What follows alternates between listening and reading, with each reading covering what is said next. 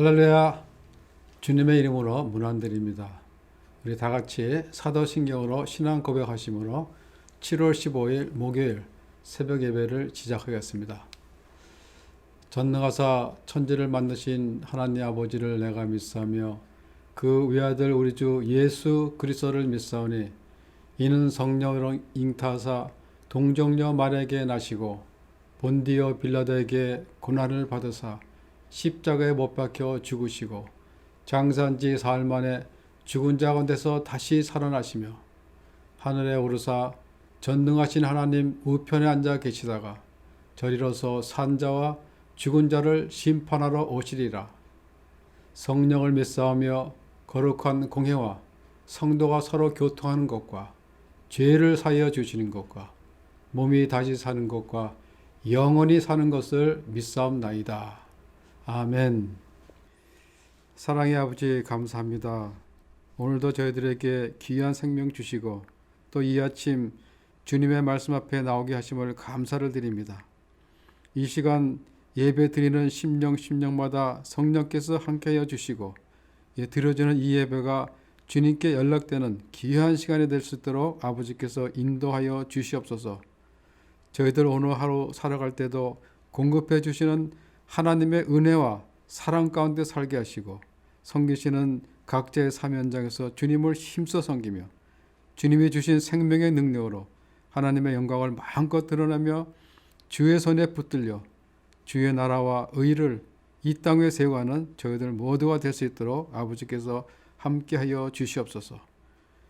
저희들 예수 그리스도의 사랑에 빚진 자들로서 부르심에 합당한 삶을 살게 하시며 우리가 어떤 삶의 현장에 있든지 고난과 아픔 속에 있는 우리 이웃들과 같이 슬퍼하고 같이 기뻐하면서 그들에게 기쁨과 용기를 심어주는 저희들 모두가 될 수 있도록 아버지께서 인도하여 주시옵소서.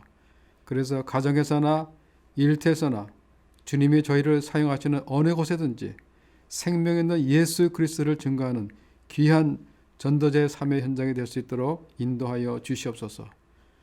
코로나 바이러스로 인해 오랫동안 함께하지 못한 성도님들 한 분 한 분 기억해 주시고 그들이 어디에 계시든지 그리스도 안에서 서로 교통케 하시고 성도님들 모두가 그리스도 예수 안에서 하나가 되게 하여 주시옵소서. 이 시간 피로 쓰신 귀한 하나님의 말씀을 받습니다.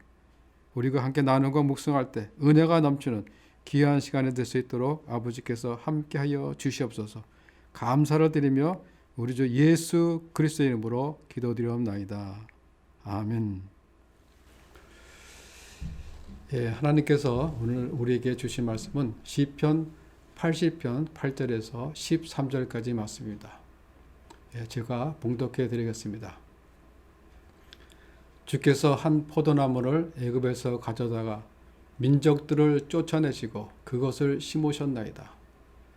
주께서 그 앞서 가꾸셨으므로 그 뿌리가 깊이 박혀서 땅에 가득하며 그 그늘이 산들을 가리고 그 가지는 하나님의 백향목 같으며 그 가지가 바다까지 뻗고 넝쿨이 강까지 미쳤거늘 주께서 어찌하여 그 담을 허시사 길을 지나가는 모든 이들이 그것을 따게 하셨나이까.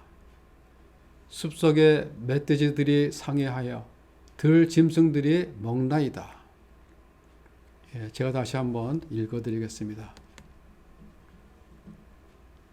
주께서 한 포도나무를 애굽에서 가져다가 민족들을 쫓아내시고 그것을 심으셨나이다. 주께서 그 앞서 가꾸셨으므로 그 뿌리가 깊이 박혀서 땅에 가득하여 그 그늘이 산들을 가리고 그 가지는 하나님의 백향목 같으며 그 가지가 바다까지 뻗고 넝쿨이 강까지 미쳤거늘 주께서 어찌하여 그 담을 허시사 지나가는 모든 이들이 그것을 따게 하셨나이까. 숲속의 멧돼지들이 상해하여 들 짐승들이 먹나이다. 이 시간 본문 말씀을 천천히 다시 한번 읽으시면서 개인적으로 기도하며 묵상하시는 시간을 갖도록 하겠습니다.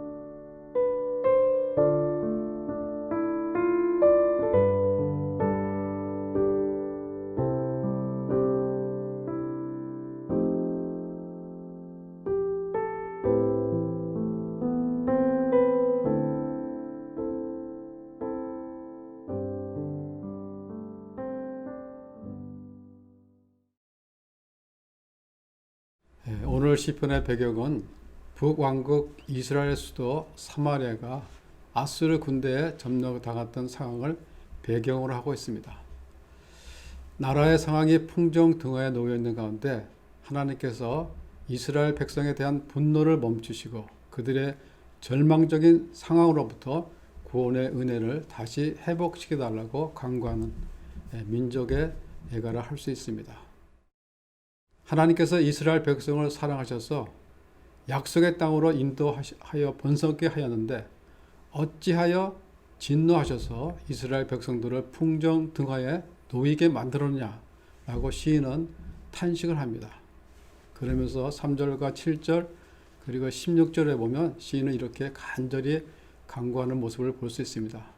하나님이여 우리를 돌이키시고 우리를 회복시켜 주시고 주의 얼굴의 광채를 우리에게 비춰달라고 이렇게 간구하면서 시인은 그들이 하나님의 구원의 은혜를 다시 경험하게 해달라고 간절히 구하고 있는 것입니다. 그러면서 과거에 하나님께서 그들과 함께 하시고 그 얼굴의 빛을 비추실 때 그 역사를 회고합니다. 이것이 오늘 본문의 말씀입니다. 8절을 우리 다 같이 보겠습니다. 주께서 한 포도나무를 애굽에서 가져다가 민족들을 쫓아내시고 그것을 심으셨나이다. 포도나무는 하나님의 택한 백성으로서 신앙의 열매를 풍성히 맺어야 할 이스라엘 백성들을 가리키는 비유적 표현입니다. 이스라엘은 원래 애굽에서 자라던 포도나무였는데 하나님께서 가나안 땅으로 옮겨주셨습니다. 그리고 가나안 땅의 뿌리를 잘 내릴 수 있도록 그 땅에 살고 있던 가나안 족속들을 다 쫓아내셨습니다. 그렇게 하나님의 보호 가운데 가나안 땅에 심겨진 포도나무가 어떻게 자랐습니까? 9절에 보니까 주께서 그 앞서 가꾸셨으므로 뿌리가 깊이 박혀서 땅에 가득하였다고 말하고 있습니다. 앞서 가꾸었다는 말은 하나님께서 오랫동안 미리 준비하셨다는 거죠. 풀도 고르고 잡초도 뽑고 그렇기 때문에 포도나무를 애굽에서 가져다 심자마자 뿌리를 깊이 내릴 수 있었고 뿌리가 강성하여 땅에 가득할 정도로 번성하였습니다. 이처럼 이스라엘이 출애굽하여 가나안 땅에 이르기까지 모든 과정을 하나님께서 철저히 준비하시고 진행하셨다는 것입니다. 이스라엘 백성들이 광야에서 불평과 원망 속에 있을 때 하나님은 어떻게 하셨습니까? 하나님은 그들에게 만나와 메추라기로 그들을 먹이셨습니다. 반석에서 물을 내게 하셔 마시게 하였습니다. 그리고 그들이 뜨거운 광야길을 걸을 때 낮에는 구름 기둥으로 사막의 해를 가리우셨고 밤에는 불기둥으로 길을 비춰가면서 그들의 갈 길을 인도하셨습니다.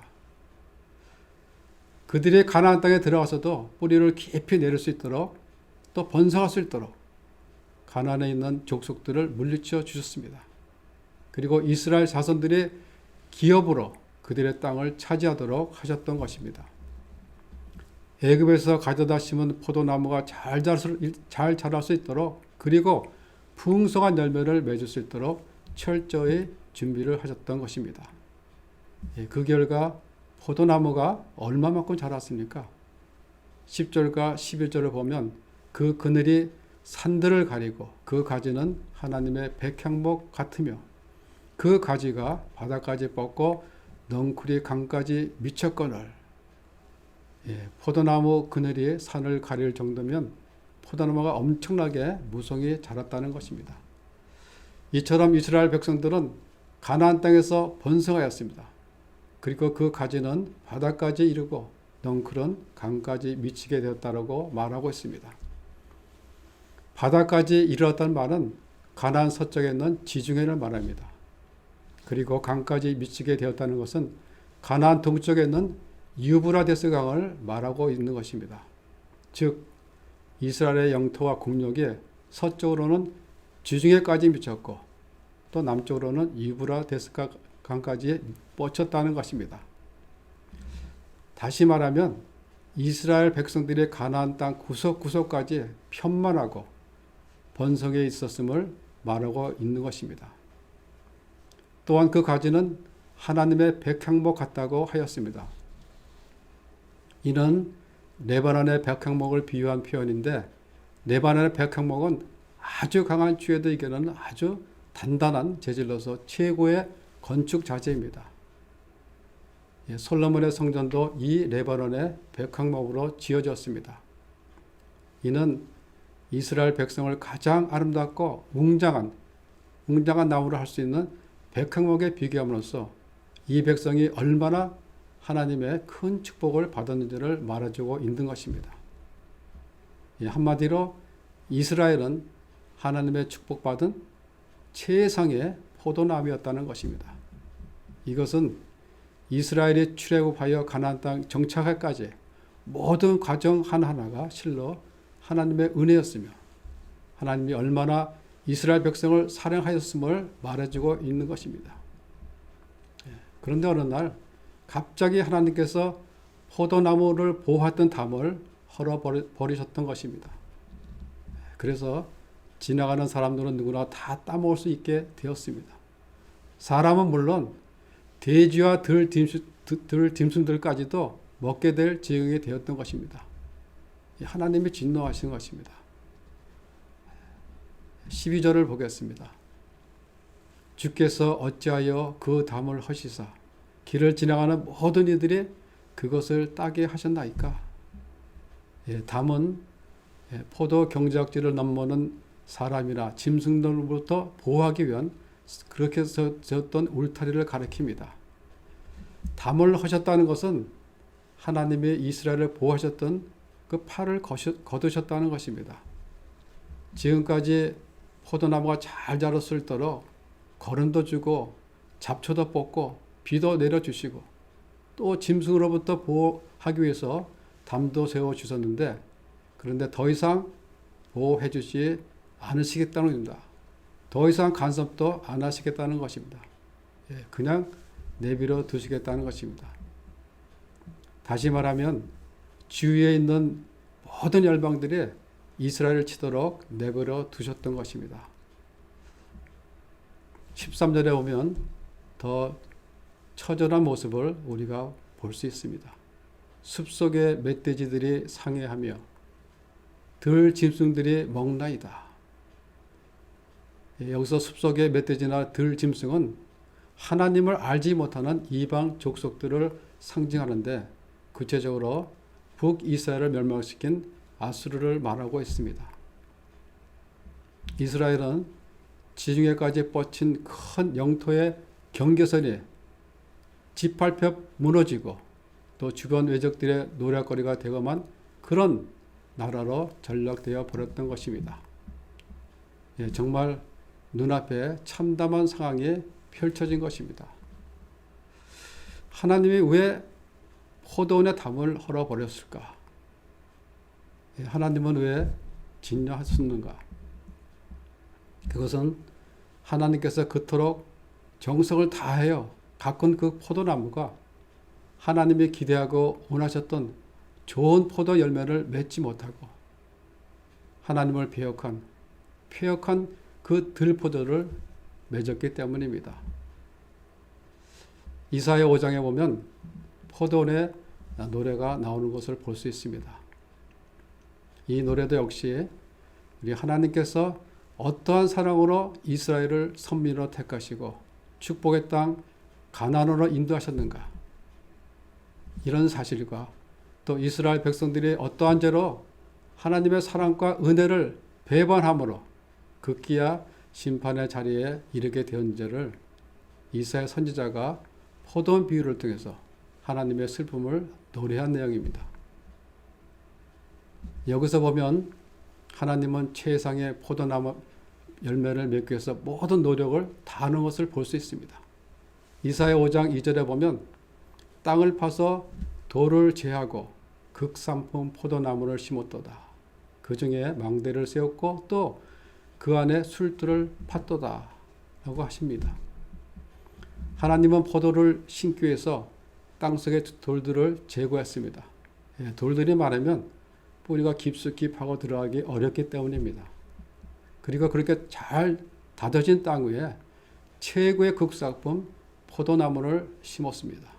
그리고 도적이나 짐승들이 들어오지 못하도록 울타리도 만들고 망대도 세웠습니다.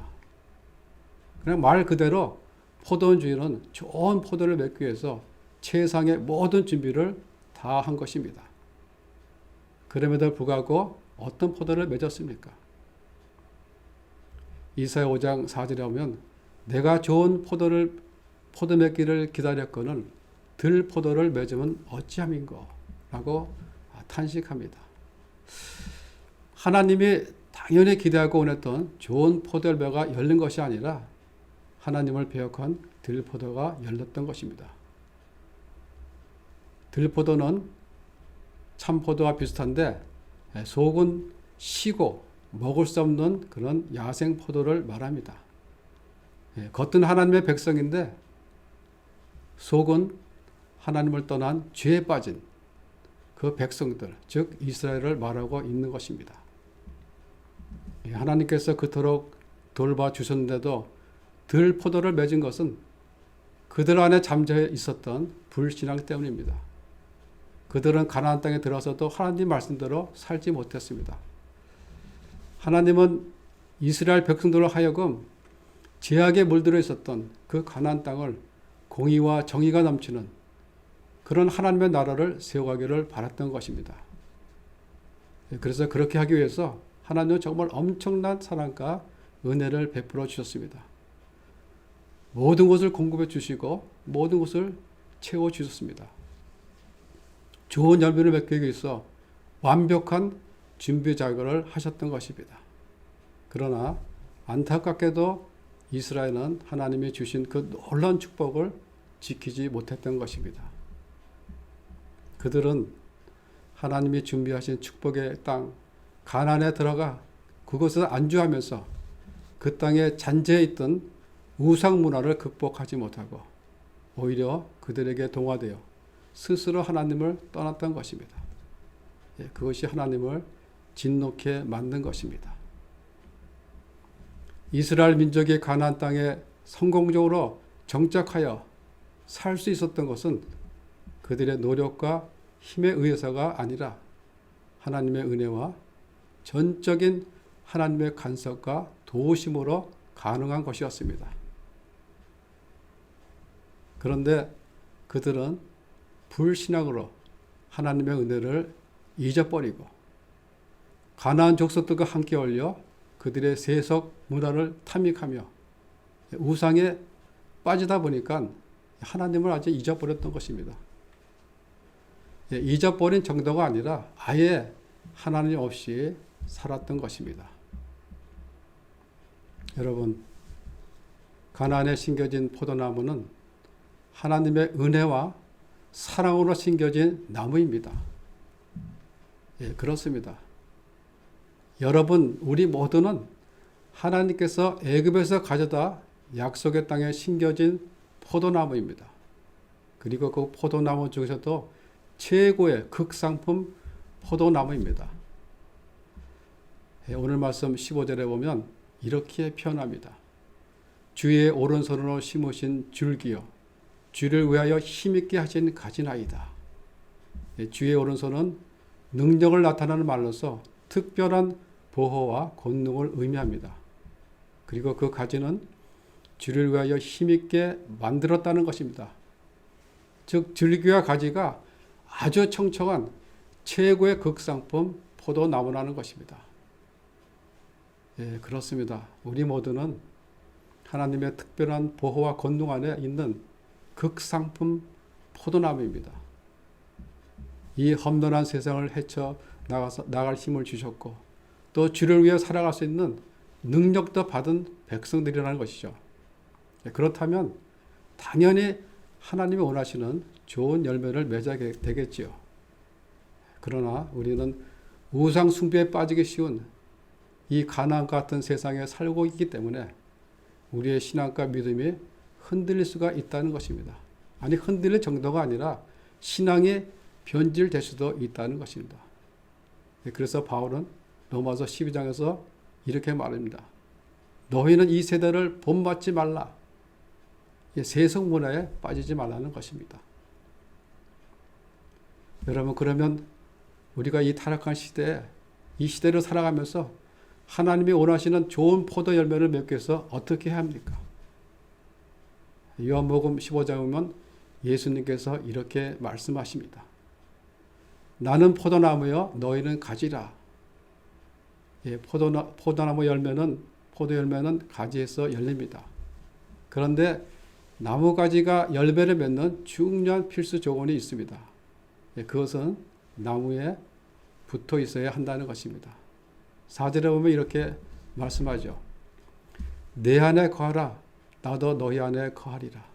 가지가 포도나무에 붙어 있지 아니하면 스스로 열매를 맺을 수 없음 같이 너희도 내 안에 있지 아니하면 그러하라.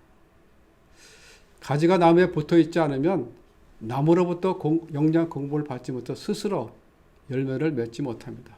결국에는 말라 죽습니다. 그렇기 때문에 가지는 나무에 붙어 있어야 된다는 것입니다. 예수님 안에 거라는 것입니다. 교회 밖에 서성거리지 말고 안으로 들어오라는 것입니다. 교회는 와도 방촉에 혹은 방관자로 있지 말고 참여자가 돼서 예수님의 은혜를 공급받아야 한다는 것입니다. 그리고 예수님은 내 안에 거하라. 나도 너희 안에 거하라. 이렇게 말씀하십니다. 내 안에 거라는 것은 관계를 맺는 것을 의미합니다. 문 밖에 있는 사람과는 우리가 관계를 맺을 수 없습니다. 문 앞에 들어와서, 문 안에 들어와서 서로 접촉이 될 때, 그때 관계가 형성되는 것입니다. 거하는 것은 일방이 아니라 쌍방입니다. 우리가 주님 안에 거하야만 주님도 우리 안에 거하시는 것입니다. 5절에서 예수님이 이렇게 말씀하십니다. 그가 내 안에, 내가 그 안에 거하면 열매를 많이 맺나니 나를 떠나서는 너희가 아무것도 할 수 없습니다. 예, 그렇습니다. 우리 인간은 하나님 없이 스스로 존재할 수 없고 또 주님을 떠나서는 스스로 아무것도 할 수 없는 나약한 인간이라는 것입니다. 이스라엘이 하나님이 원하시는 포도 열매를 맺지 못하고 들 포도를 맺게 된 것은 하나님이 그들을 떠난 것이 아니라 그들이 하나님을 떠났기 때문입니다. 우리가 하나님을 망각하고 살았지 하나님은 결코 우리를 한 번도 버리신 적도 그리고 떠나신 적도 없으십니다. 하나님은 늘 우리와 함께 하셔서 우리의 모든 것을 채워주시고 또 모든 것을 공급해 주시는 분이십니다. 가지가 나무에 붙어 있어야지 영양을 공급받아서 열매를 맺듯이 우리는 항상 주님 앞에 거해야 합니다.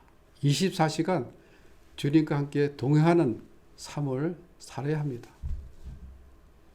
여러분, 주님은 우리 모두가 하나님의 기뻐 받으시는 좋은 열매 맺기를 원하십니다.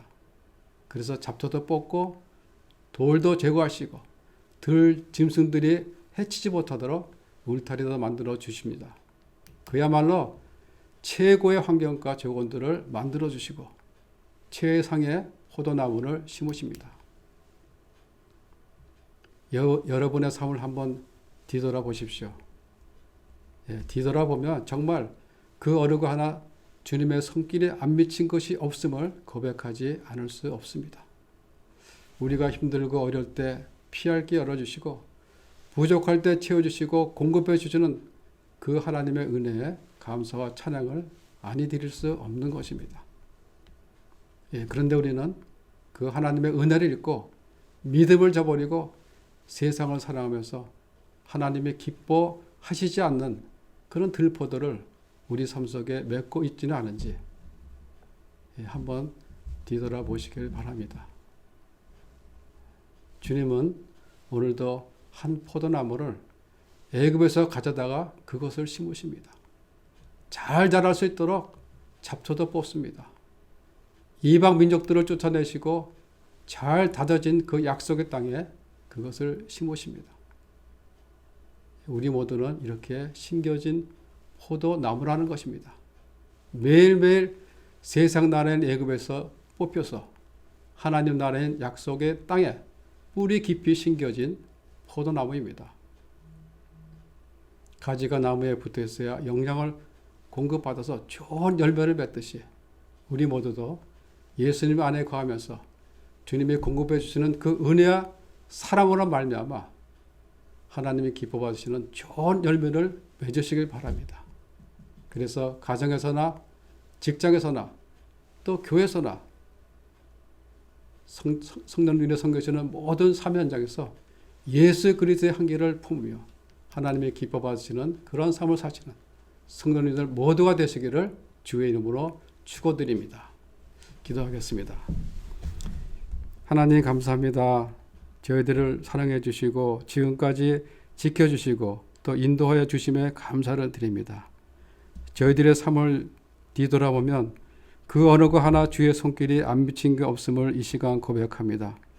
주님을 떠나서는 정말 아무것도 할 수 없는 연약한 인간임을 알면서도 저희들 세상 가운데 살아갈 때 하나님의 택하신 백성답게 살지 못하고 우리의 마음에 원하는 길을 따라 살던 저희들을 불쌍히 여겨 주시옵소서.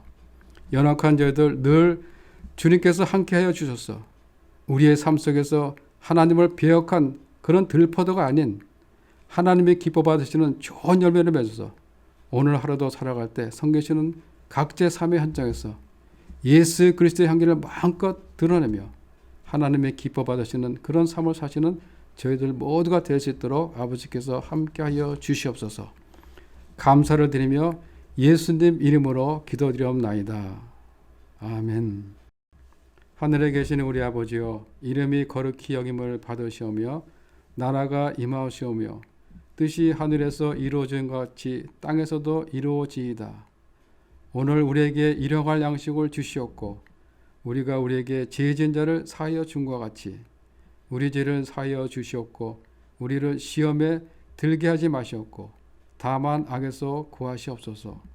나라와 권세와 영광이 아버지께 영원히 있사옵나이다. 아멘.